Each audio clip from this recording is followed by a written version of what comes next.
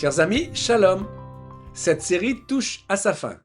Depuis le début, nous avons parcouru près de 2000 ans d'histoire biblique, spirituelle et humaine.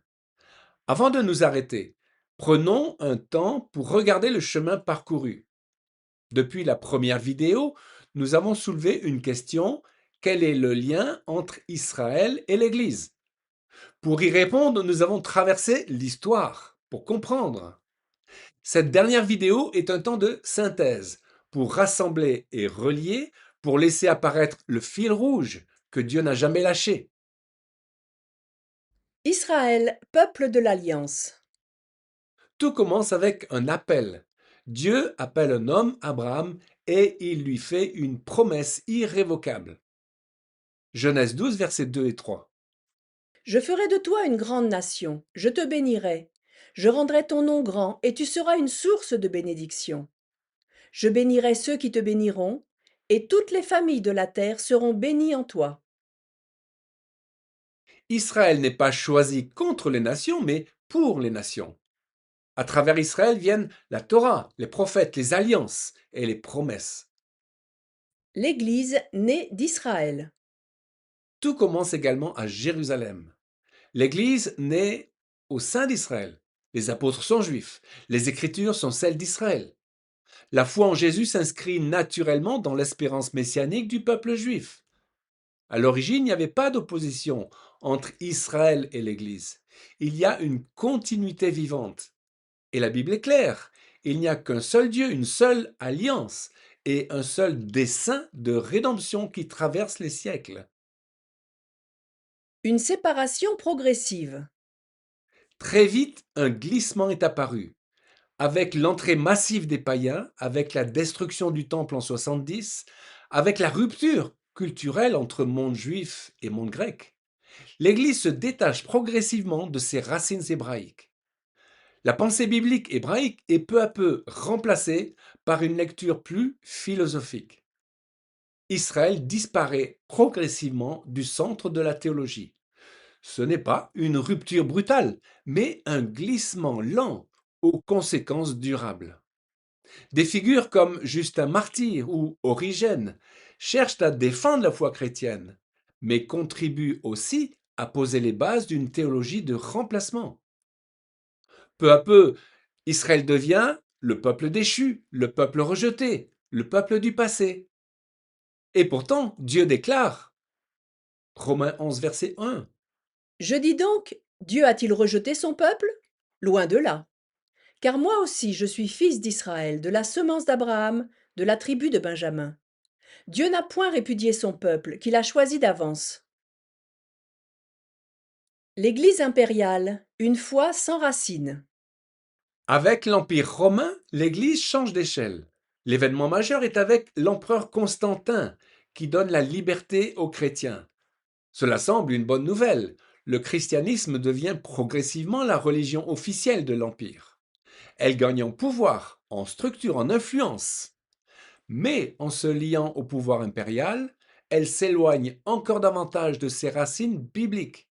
Israël est désormais perçu comme appartenant au passé. L'histoire continue, mais le fil semble rompu. Le Moyen Âge, des siècles d'oubli.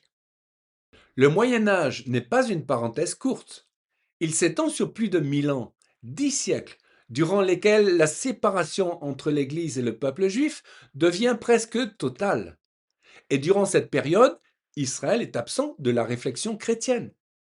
L'Église devient institutionnelle, impériale, puis féodale.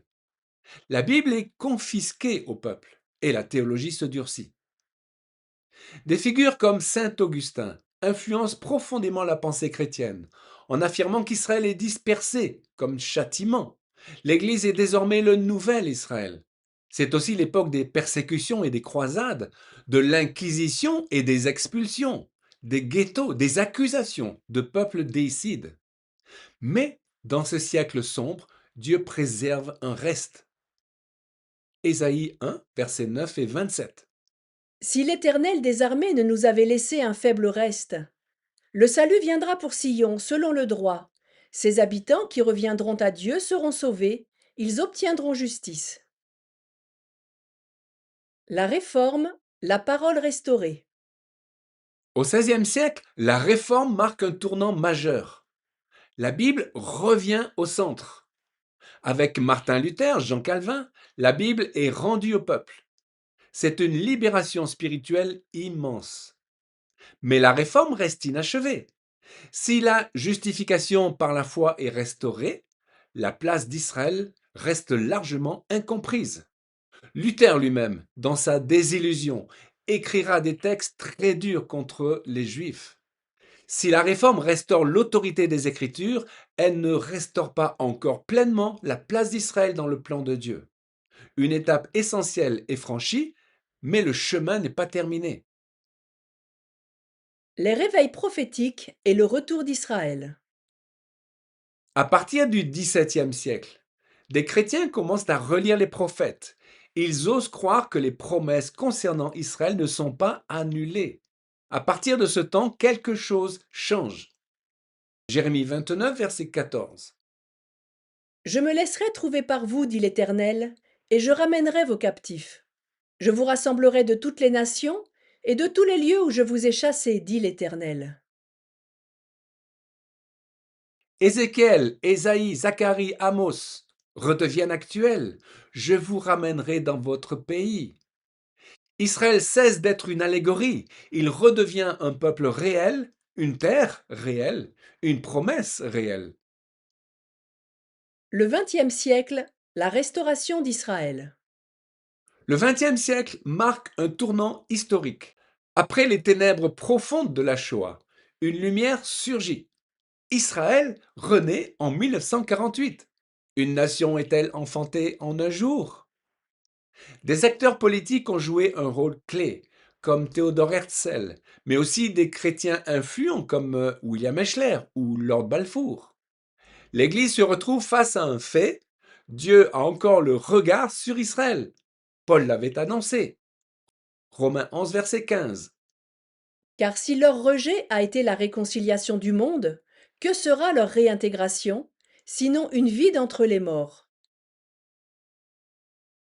Aujourd'hui, deux témoins, un seul dessein. Aujourd'hui, Israël et l'Église sont appelés à marcher ensemble. Deux témoins, deux vocations, un même Dieu. La parole se tient sur la déposition de deux témoins. Israël porte l'élection, la mémoire, la terre. L'Église porte l'évangile, les nations, le témoignage. Et ensemble, ils avancent vers l'accomplissement final. Ainsi, tout Israël sera sauvé. De même, les nations viendront adorer le roi des rois à Jérusalem. Des racines oubliées, retrouvées. En retraçant ces siècles d'histoire, une chose apparaît clairement. Dieu n'a jamais changé. Ses promesses n'ont jamais été annulées. Son alliance demeure. Et si le fil rouge entre Israël et l'Église a parfois semblé rompu, il a toujours été tenu par Dieu. Dieu n'a jamais changé de plan. Tout au long de cette série, une vérité essentielle est apparue. L'Église ne peut comprendre pleinement sa foi sans retrouver ses racines. Sans elle, l'Église perd son identité. Les racines de notre foi plongent dans l'histoire d'Israël, dans l'alliance, dans les promesses et dans la fidélité de Dieu. Les oublier, c'est perdre la profondeur du message biblique. Les redécouvrir, c'est retrouver la sève qui donne vie. Aujourd'hui, Dieu appelle non pas à un retour en arrière, mais à un retour au fondement, afin que l'arbre tout entier porte du fruit. Chers amis, que cette série ne s'achève pas comme un simple enseignement, mais comme un appel, celui de revenir aux racines, non plus oublier, mais retrouver. Amen.